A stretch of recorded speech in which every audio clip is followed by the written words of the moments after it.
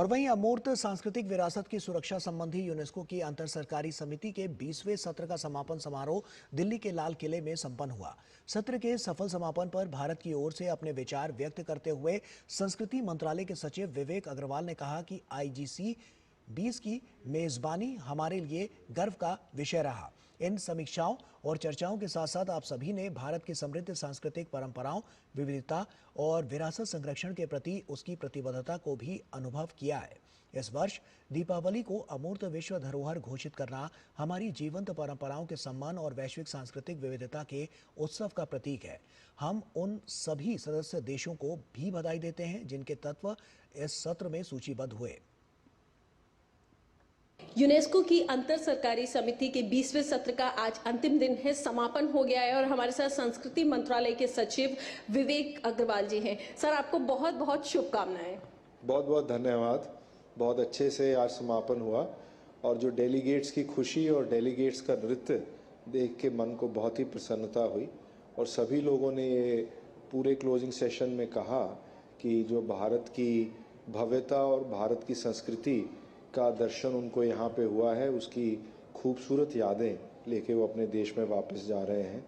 ये सारा जो आयोजन हुआ उसमें भारत के लिए भी बड़ी गर्व की बात है कि दीपावली का नामांकन यूनेस्को की रिप्रेजेंटेटिव लिस्ट में इस सेशन में हुआ और आने वाले सेशंस के लिए भी जो हमारी बायलैटरल मीटिंग्स हुई और जो इस मेज़बानी का फ़ायदा हमें ये मिला कि बहुत सारा अटेंशन भारत को मिला, उसका फ़ायदा हमें आने वाले समय में इस कन्वेंशन में भारत की जो अन्य इंटेंजिबल हेरिटेज, कल्चरल हेरिटेज के एलिमेंट्स हैं उनको रिप्रेजेंटेटिव लिस्ट में लाने में बहुत मदद मिलेगी।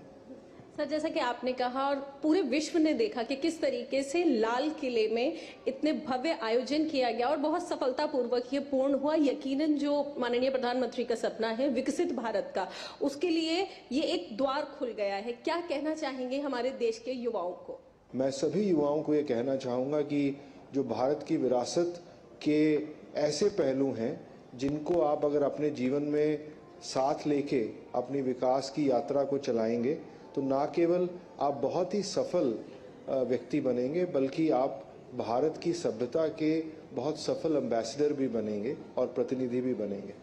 बहुत बहुत धन्यवाद DD न्यूज़ से बात करने के लिए। तो जैसा कि संस्कृति मंत्रालय के सचिव ने कहा कि अब भारत वो दिन दूर नहीं है कि पूरे विश्व का प्रतिनिधित्व करेगा। भारत एक बार फिर सोने की चिड़िया बनेगा और विश्व गुरु बनेगा। कैमरा पर्सन के साथ मैं डॉक्टर सुयश शर्मा, DD न्यूज़, दिल्ली।